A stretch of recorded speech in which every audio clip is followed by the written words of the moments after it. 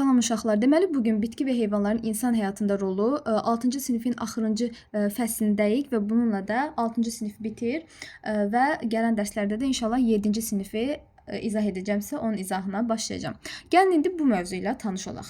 Deməli, mədəni bitkilərin insan həyatında əhəmiyyəti. Bitkilərdə gedən fotosintez prosesi canlıları qida maddələri və tənəffüs üçün zəruri olan oksigenlə təmin edir. Yəni bu bitkilərin insan həyatına yəni qatdığı bir qatqı oldu ki, fotosintez prosesi olmasaydı oksigen əmələ gəlməzdi.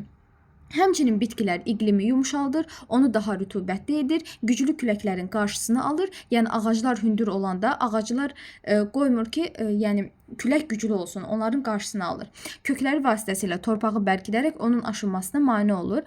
Çünki bitkilər məsələn əsasən yol aşmasın deyə həmin o belə deyək də, dağlıq hissələrdə bəzən yola aşır da, yol aşmasın deyə ora ağaclar əkirlər ki, aşınma baş verməsin.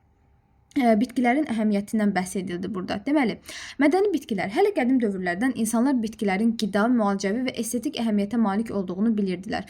Yaşayış məskənlərinin yaxınlığında bitən yeməli bitkilərlə qidalanan insanlar sonradan bu bitkiləri özləri becərməyə başladılar. Deməli, insanlar əvvəlcə yabani bitkilərlə qidalanıblar, sonra o yabani bitkilər müəyyən dəyişikliklərə uğrayaraq bu vəziyyətlərini, yəni yeni vəziyyətlərini almışdı və hətta insanlar tərəfindən də mədənləşdirilməyə başlamışdı.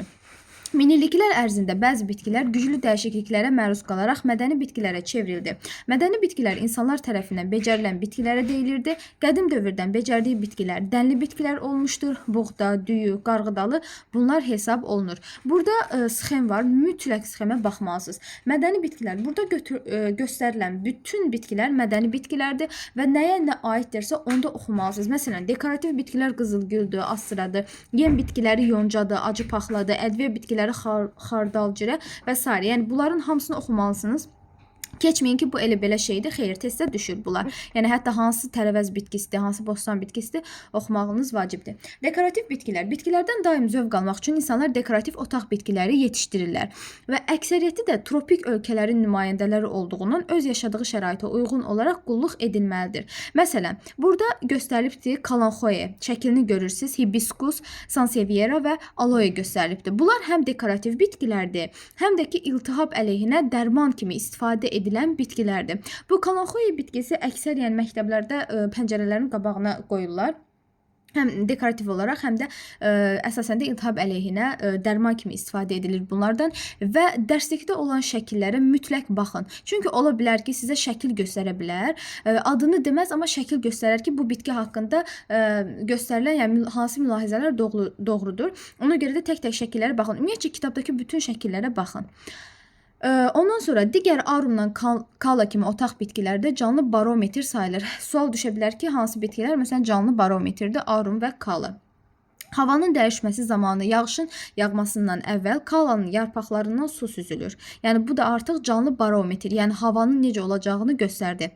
Xlorofitum və nefrolepis qıcısı havanı daha yaxşı təmizləyərək oksigenlə zənginləşdirir. Mətbəx havasının təmizlənməsi üçün də bir xlorofitum bitkisi kifayət edir. Barometr də burada göstərilib nə deməkdir? Atmosfer təzyiqini ölçən cihazdır. Ona görə də həmin o bitkilər də atmosferin belə deyək də necə olacağını göstərdiyinə görə bu şəkildə adlandırılır. Şəkillərə də mütləq baxmalısınız. Dekorativ bitkilər, yəni həm şəkilə baxın, həm də adlarına diqqət yetirin.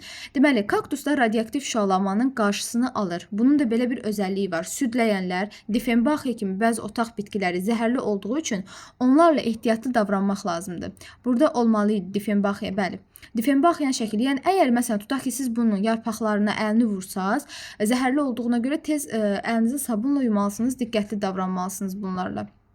Otaq bitkiləri ilə qulluq qaydaları. Deməli, otaq bitkiləri bir neçə saat otaq temperaturunda qalmış su ilə suvarılmalıdır.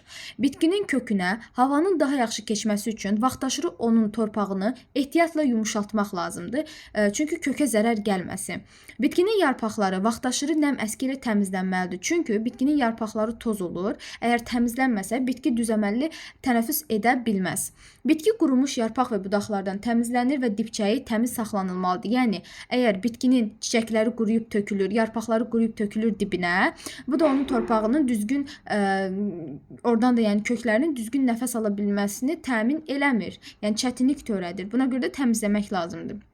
Hər bir otaq bitkisinə qulluq zamanı onun fərdi xüsusiyyəti nəzərə alınmalıdır. Yəni, hər bir bitkinin özünə məxsus bir qulluq qaydası var. Yəni, bir bitkiyə etdiyin qulluğu başqa bir bitkiyə də eyni səviyyədə edə bilməzsən. Çünki onun ehtiyacı başqa şeydir. Bu bitkinin ehtiyacı başqa formada olur. Ona görə də buna diqqət etmək lazımdır və heyvanları da, əgər ev heyvanı varsa, onu zəhərli bitkilərdən qorumaq lazımdır ki, onu yeyib zəhərlənə bilər. Dərman bitkiləri. Burada yuxarını özünüz oxuyarsınız, bir də fəaliyyət bölməsinə baxarsınız, şəkillərə də diqqət yetirərsiniz. Ümumiyyətcə, ən başda bunu deyim ki, dərman bitkiləri özləri 3 qrupa bölünür. Bir var yaban dərman bitkiləri, bir mədəni, bir də zəhərli dərman bitkiləri var. Ən çox dərman kimi istifadə olunan bitkilər zəhərli dərman bitkiləridir. Yəni, bunu yadınızda saxlayın. Ən çox zəhərli dərman bitkilərindən istifadə olunur. Dərman bitkiləri haqqında ilk məlumatlar hələ 6000 il əvvəl Şumerlərin əlyazmalarında rast gəlinmişdi.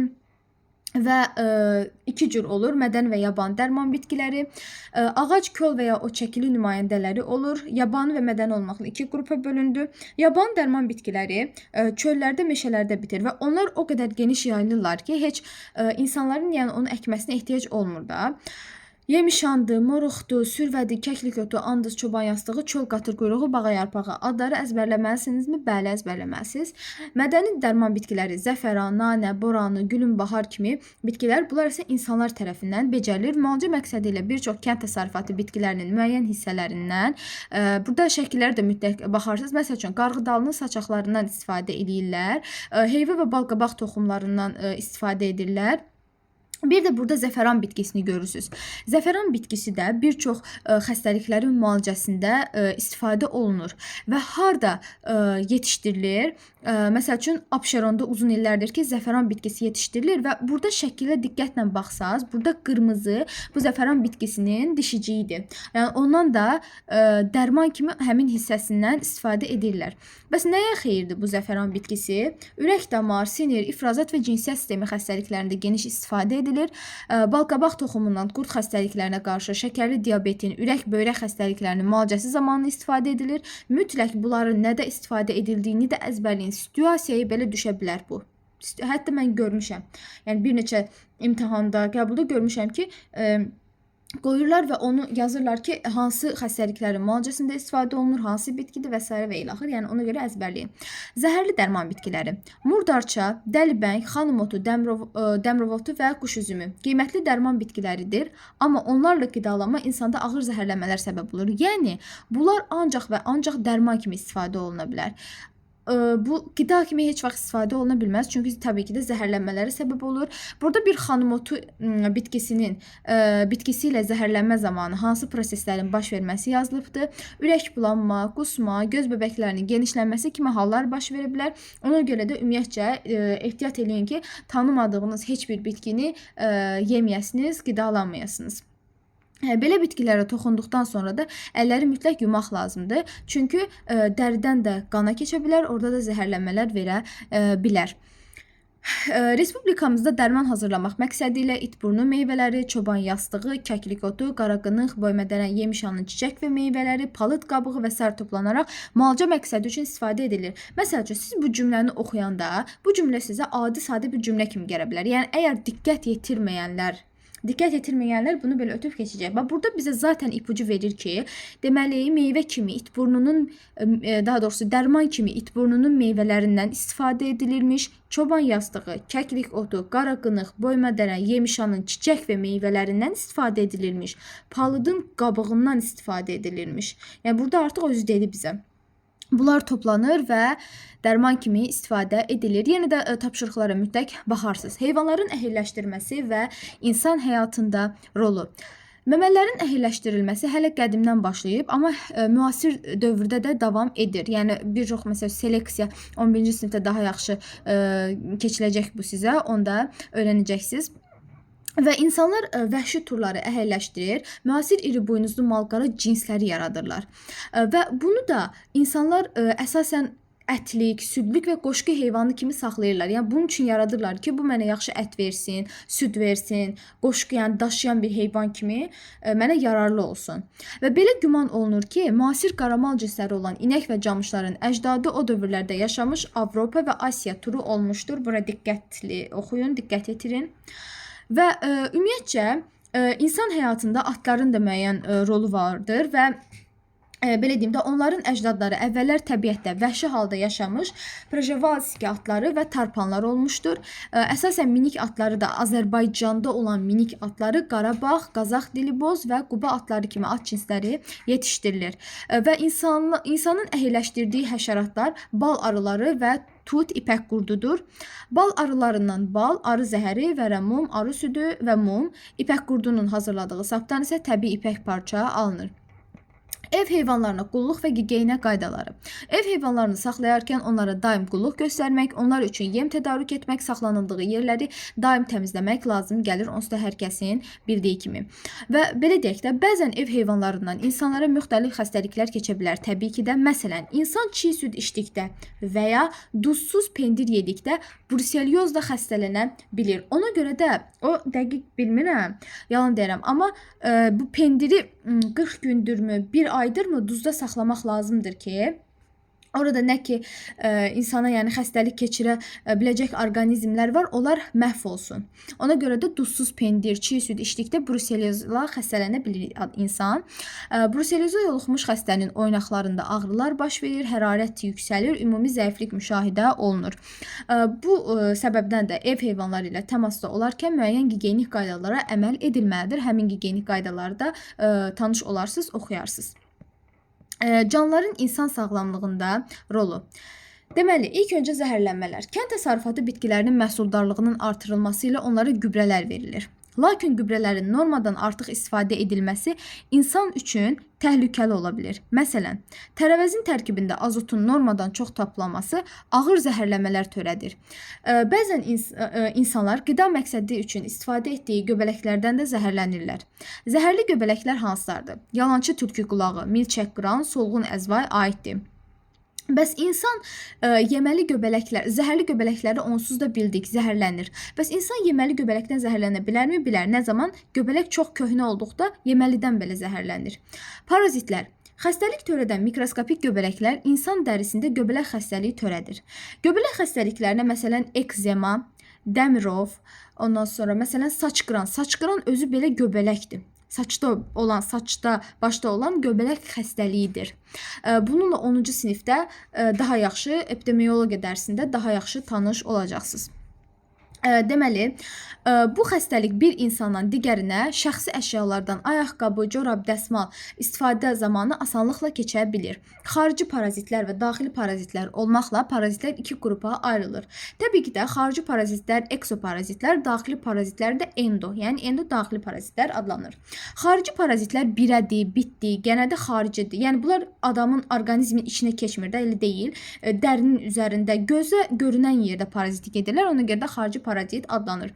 Qoturluq gənəsi əllə görüşdükdə bir insandan digərinə keçə bilir və insanın dərisində qoturluq xəstəliyi törədir və güclü qaşınmalar baş verir. İnsan da həmin yeri qaşıyanda daha da pis olur. Qaşınma vasitəsilə əgər bir yerdə idisə qoturluq gənəsi başlayır hər yerə yayılmağa. Daxili parazitlər insanın həzm sistemində parazitlik edən insan askaridi, uşaq bez quyruğu, öküzü bunlar artıq içində, adamın içində parazitlik etdiyinə görə daxili parazitlərdir. Qaraciyər sorucusu daxili parazitlərə aiddir, müəyyən orqanlarda yaşayır və insanın normal fəaliyyətini pozur. Bəzilərində də orqanizmə yapışmaq üçün sormacılar və qarmaqçıqlar olur. Parazit birhüceyrəlilər. Bəzi birhüceyrəli parazitlərin qana ifraz etdiyi zərərli maddələr ağırlaşmaya, hətta insanın ölümünə səbəb olur. Məsələn, malyariya ağcaqanadı insanın qanına elə toksiki maddələr ifraz edir ki, bu insanda bir çox problemlərə gətirib çıxarır, qızdırmanı artırır, halsızlıq yaranır və hətta ölümlə də nəticələnə bilir və malyariya xəstəliyini törədir. Yuxu xəstəliyini törədən bir hüceyrəli trimpanosom. Çox vaxtı uşaqlar trimpanosomu qurd bilir. Trimpanosom qurd deyil. Hətta bu qəbul imtahanına da uşaqları çaşdırmaq üçün salmışlar ki, trimpanosom deyirdi ki, qurdların törətdiyi xəstəlikləri seçimi belə bir sual idi və ya qurdları seçimi. Yəni trimpanosom qurd deyil, bir hüceyrəlidir. Ona görə burada diqqətli olun. Malyariya bu yenə də bu da həmçinin 10-cu sinifdə idi. Orada daha yaxşı biləcəksiniz. Yəni yanınızda saxlayın, trimponosom qurd deyildir. O bir hüceyrəlidir və hansı xəstəliyin törədir? SS, deməli trimponosom SS milçəyinin sancması ilə daxil olduğu yuxu xəstəliyini törədirdi trimponosom. Və Afrikada geniş yayılmış bir xəstəlikdir. Digər bir hüceyrəli dizenteriya amöbüdür. Dizenteriya amöbü insan orqanizmində qaynadılmamış su ilə daxil olur, dizenteriya xəstəliyini törədir. Malyariya paraziti, trimponosom və dizenteriya amöbü kimi bir hüceyrəli heyvanlar da daxili parazitlərdir. Nələrdir bunlar? Bir hüceyrəli heyvandır, qurd deyil. Xəstəliklərə yoluxmanın profilaktikası.